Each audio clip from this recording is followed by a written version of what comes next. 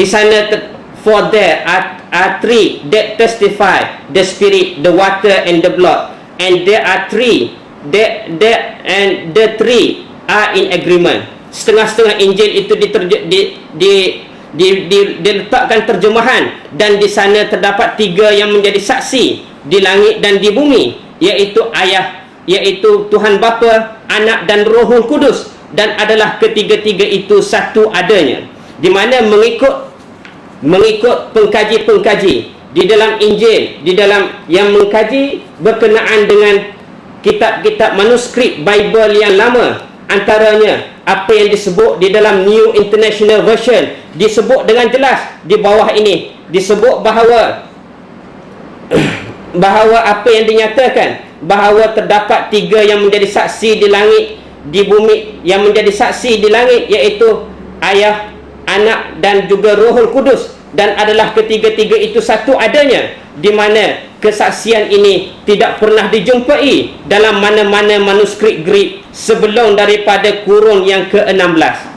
Dengan arti kata lain, ayat ini adalah ayat yang dipalsukan oleh pihak gereja untuk mempertahankan ketuhanan Nabi Isa alaihissalam, bahawa beliau adalah sebahagian daripada Tuhan yang disembah bersama-sama dengan Allah Subhanahu wa taala. Begitu juga dengan Holy Spirit, di mana ayat ini pertama kali dijumpai dalam Bible Vulgate. Itu yang dinyatakan dengan jelas oleh golongan pengkaji-pengkaji Kristian, sarjana-sarjana Kristian yang mengkaji berkenaan dengan ayat tersebut. Oleh kerana itu, apabila didapati bahawa ayat ini adalah ayat yang dipalsukan pada kurun yang ke-16 semata-mata untuk mempertahankan akidah Kristian, untuk menyatakan bahawa Nabi Isa alaihissalam adalah satu bersama-sama dengan Holy Spirit dan juga Allah Subhanahu wa taala di dalam kesatuan yang sama. Tetapi amat malang, ayat tersebut adalah ayat yang dipalsukan dan pertama kali dijumpai di dalam Bible Vulgate sekitar kurun yang ke-16. Fakta yang keempat, Nabi Isa alaihissalam menyeru kepada Tuhan Yang Esa. Dalilnya adalah amat banyak di dalam Alkitab. Yang pertamanya, Nabi Isa alaihissalam mengikut Nabi Musa alaihissalam. Apabila kita membuka di dalam Injil Matius pasal 5 ayat 17 hingga 20, bagi Nabi Isa alaihissalam begitu jelas menyatakan bahawa kedatangan beliau adalah untuk menyempurnakan Taurat. Bahkan tidak ada suatu titik pun di dalam Taurat yang akan dihapuskan sehingga terhapusnya dunia, sehingga kiamat. Itulah yang dinyatakan oleh Nabi Isa alaihissalam. Oleh kerana ajaran Taurat mengajak manusia menyembah Tuhan Yang Esa, maka jelas bahawa Nabi Isa alaihissalam juga mengajak manusia menyembah Tuhan Yang Esa. Bahkan beliau sendiri menyembah Allah Subhanahu wa taala dan beribadat kepada Allah Subhanahu wa taala, Tuhan yang tidak ada sekutu baginya. Yang kedua, Nabi Isa alaihissalam mengajar di sinagog Yahudi. Ini banyak disebut di dalam Alkitab, dan juga disebut bagaimana Nabi Isa alaihissalam mengajar di Bait Allah. Bait Allah adalah merupakan tempat ibadat orang-orang Yahudi. Orang-orang Yahudi beribadat kepada Allah Tuhan Yang Esa.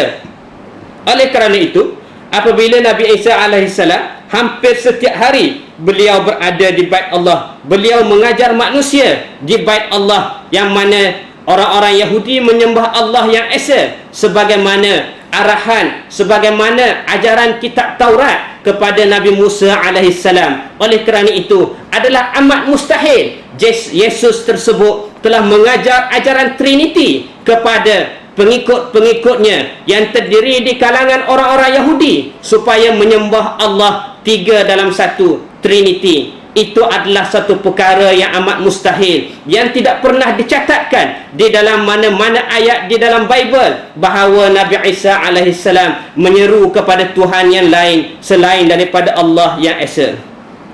Yang ketiga, Nabi Isa alaihissalam berdoa kepada Allah, bahkan baginda sujud menyembah Allah Subhanahu wa taala, sebagaimana peristiwa di Taman Getsemani sebelum baginda ditimpakan kepada baginda ujian yang besar. Sebelum peristiwa yang begitu besar berlaku di Taman Getsemani tersebut, di mana Nabi Isa alaihissalam sujud kepada Allah Subhanahu wa taala, berdoa bersungguh-sungguh kepada Allah Subhanahu wa taala supaya beliau diselamatkan, dan akhirnya sebagaimana yang disebut di dalam kitab Hebrew, bagaimana Nabi Isa alaihissalam telah diselamatkan oleh Allah Subhanahu wa taala. Dan yang keempatnya, Nabi Isa alaihissalam, Yesus hanyalah sebagai seorang Nabi. Banyak terdapat ayat-ayat Alkitab yang menyebut bagaimana Nabi Isa alaihissalam hanyalah seorang Nabi. Di dalam John pasal 4:31, John 7:40, Lukas 4:43, John 15:21 dan sebagainya. Dan begitu juga di dalam satu peristiwa yang penting, iaitu ketika mana Nabi Isa alaihissalam menghidupkan Lazarus, di mana peristiwa ini disebut antaranya di dalam kitab Injil, di dalam Injil Yahya pasal 11 ayat 41 hingga 45, di mana baginda Nabi Isa alaihissalam bersyukur Lazarus dihidupkan, dan beliau menyatakan bahawa mukjizat menghidupkan Lazarus tersebut itu disebut oleh Yesus sebagai tanda beliau diutus oleh Allah Subhanahu wa taala, iaitu seorang nabi yang diutus, bukannya seorang Tuhan atau sekutu kepada Tuhan. Fakta yang kelima, ini adalah suatu hakikat sejarah yang tidak dapat dinafikan.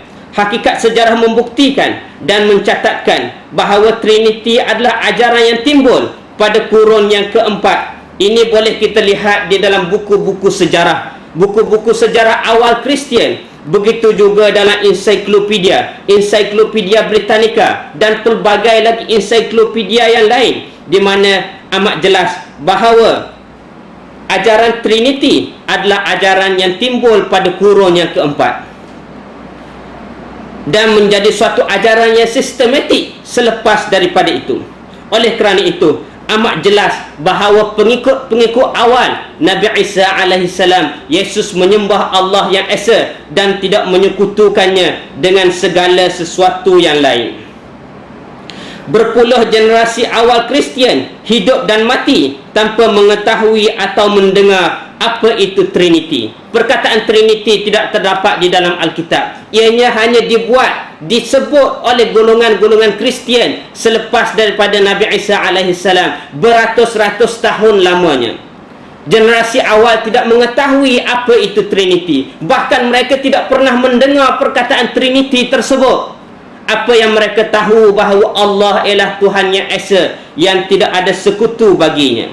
Oleh kerana itu, kita boleh bertanya, siapakah yang benar? Pengikut awal Nabi Isa alaihissalam yang menyembah Tuhan yang esa, ataupun pengikut yang kemudian yang percaya kepada ajaran Trinity? Lambang awal, apabila kita melihat kepada lambang Kristian, di mana lambang awal Kristian bukannya salib, tetapi beratus-ratus tahun golongan Kristian yang awal mereka menggunakan lambang ikan sebagai lambang agama mereka, kerana mereka tidak percaya bahawa Nabi Isa alaihissalam disalib.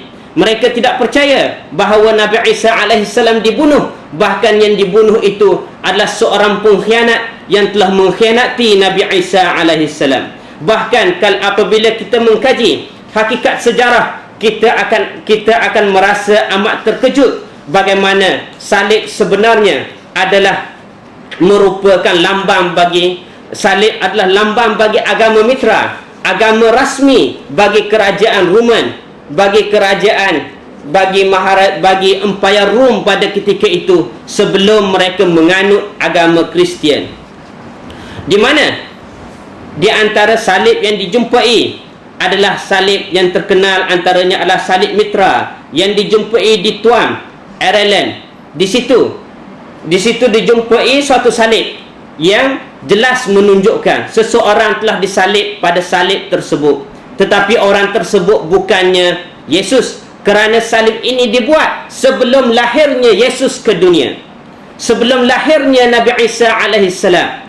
Oleh kerana itu, jelas bahawa salib tersebut adalah salib yang merupakan ajaran mitra, ajaran yang paling utama di dalam kerajaan Rom sebelum mereka menerima agama Kristian sebagai agama rasmi mereka, dengan perubahan-perubahan yang telah mereka lakukan. Dan banyak ajaran-ajaran, banyak ritual-ritual, amalan-amalan golongan pagan yang telah dimasukkan ke dalam agama Kristian sehingga ke hari ini.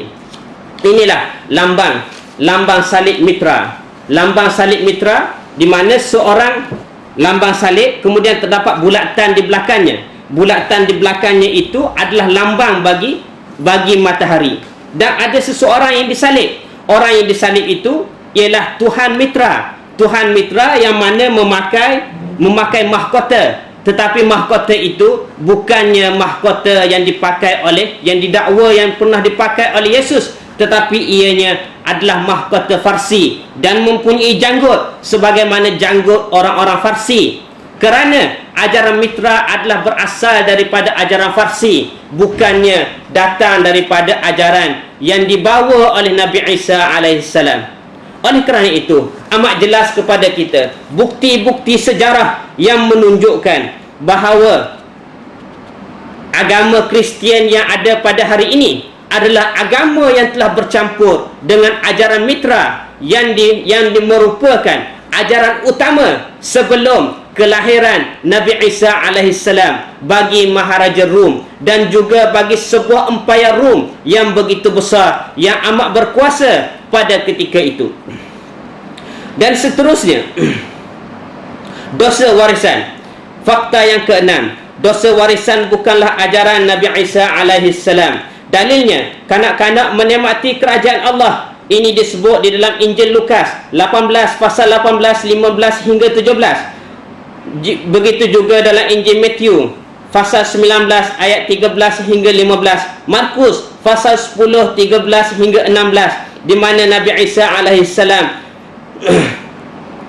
di dalam peristiwa tersebut, kanak-kanak datang meluru kepada Nabi Isa alaihissalam. Disebut di dalam Lukas pasal 18 hingga 15, maka datanglah orang-orang membawa anak-anak yang kecil kepada Yesus supaya ia menjamah mereka, iaitu memberkati mereka.